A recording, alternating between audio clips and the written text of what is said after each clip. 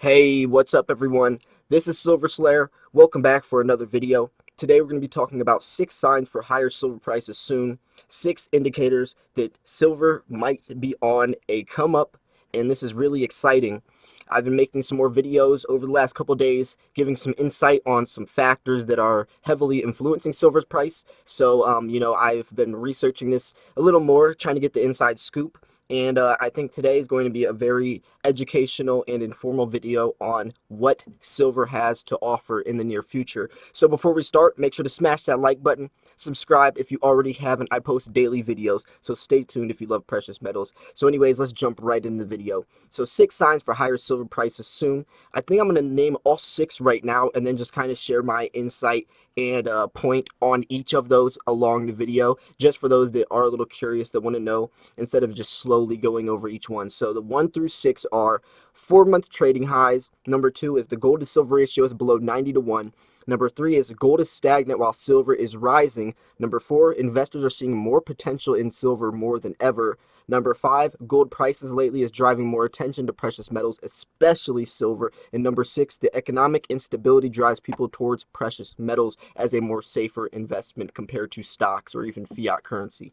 So those were my 6 things that I've came up with. Every video that I try to, when I think of a video idea, I write in my notepad, just jot down all my different things that I want to talk about in the video. And those were the 6 signs that definitely I think silver has some potential coming up in the near future. I'm curious what you think about this. Do you think there's some more things that I maybe missed, or if you just want to add on to something that one of the things that I've talked about, maybe some more indicators that maybe I didn't even think about? Make sure to comment down below. I'm always open to having a conversation and just looking at different angles. But those are definitely, I think, the strongest signs, the strongest signals right now for silver. So let's go over the 4-month trading highs.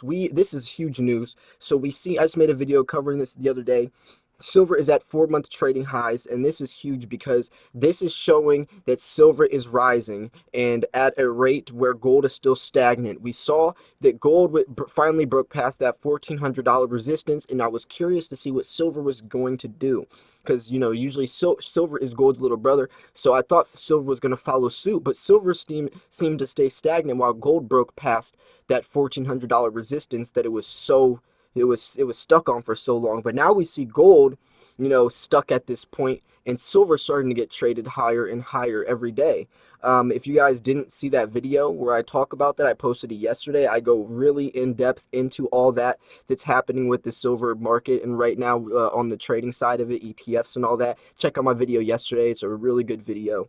But anyways, number 2, the gold to silver ratio is finally below 90 to 1. It seems like it's been above 90 to 1 forever now. Like, seriously, it seems like it forever. We saw up to 92 to 1, meaning it took 92 ounces of silver to equate or to amount to 1 ounce of gold, which is extremely high. The ratio is usually around 40 to 1. Gold to silver comes out the ground roughly 9 to 1. So these ratios are really out of whack, which meant that silver either has to appreciate or gold has to depreciate for these ratios to be more even, to be more, of their natural price. Because we see 92 to 1, that means silver is extremely undervalued or gold is extremely overvalued. So with gold appreciating, for this ratio to come back to some type of normalness, that meant that silver was going to have to start rallying at some point. And I made that in my video the other today talking about that, and now we see that this is starting to happen, and that's really good news for silver. And that's going to bring me into my 4th point, which investors are starting to see more potential in silver. And this has somewhat to do with gold breaking back past that $1,400 resistance. People are seeing some profitable aspects in it. But now that gold is stagnant, people are saying, hey, silver's starting to rally, so that got them interested back into precious metals as a profitable type of investment. And that's really healthy for silver and for the investors themselves, because they're starting to see the potential, the many beneficial factors that precious metals have to offer. And luckily, if gold was a thing to draw people's attention in, and now they're getting into silver, then so be it. At least they're finally seeing the light and they're seeing the bigger picture. I tried to talk about this is so much to try to get people to see this, to take the blindfold off so they can see the reality of this, especially silver, of how undervalued it is and how much potential there is. And I feel like it's starting to finally happen.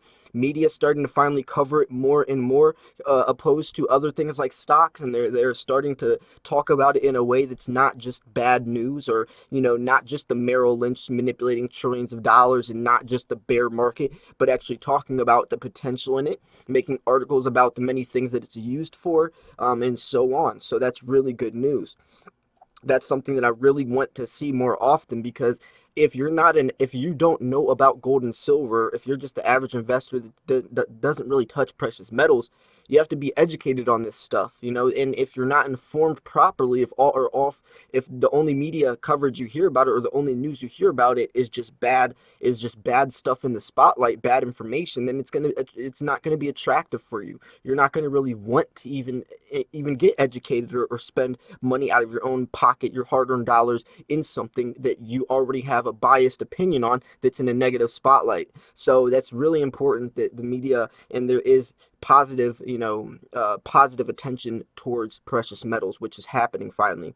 Number five, gold's prices lately is driving more attention to precious metals, especially silver. And this is kind of like the fourth one, but I want to go a little deeper into it, because as gold is breaking past 1400, gold is, everyone sees gold as the royal metal.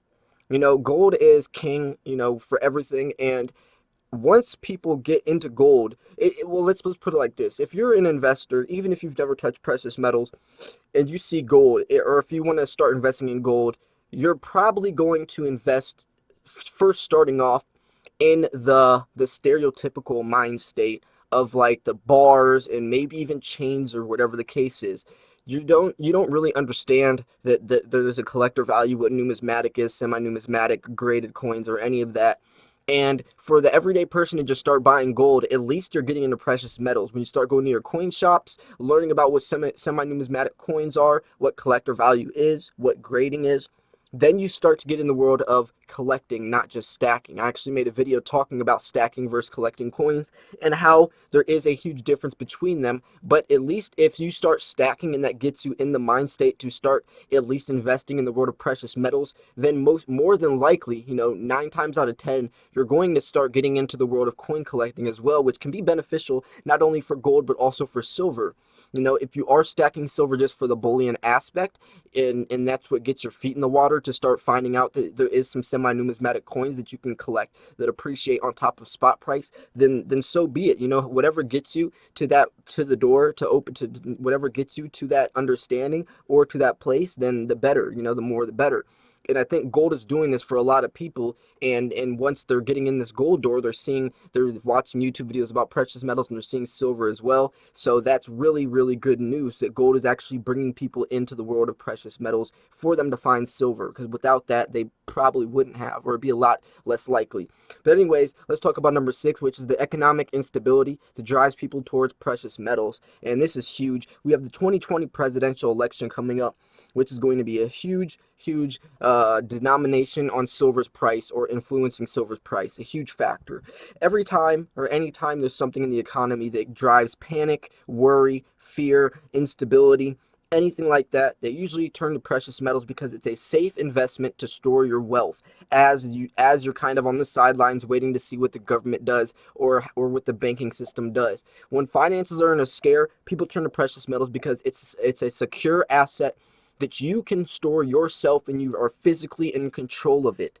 If you don't hold it, you don't own it. And that's the saying that a lot of people stick by. Even with their fiat currency, a lot of people cash out, start having dollar bills, because what if the power shuts down or something, they can't access their bank accounts, banks are froze, then they're not in control of their money, and people don't like that, especially if there's an SHTF situation for bartering, for trading, for any of that. If you are a prepper, or even someone who just is a little iffy about the government, especially on uncertain times, whether there's going to be a lot of riots for the 2020 presidential election, if Trump stays in office, or whatever the case is, These factors not only drive people to secure themselves in precious metals and transfer the wealth, but also it gives them some stability on investing in the precious metals to open the gateway.